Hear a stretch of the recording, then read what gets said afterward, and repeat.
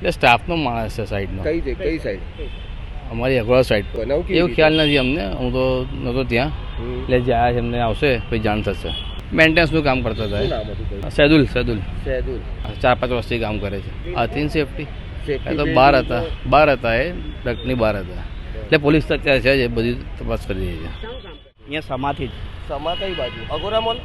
ના, મને અહીંયાથી ચોકડીની આગળ પણ મળે. તો મને કોઈ કે લઈને આવો તો પછી હું તો લઈને આવું ને યાર. જાણ કરી હતી પોલીસ આવી? હા, એ તો ત્યાં આવ્યા છે ને બધા.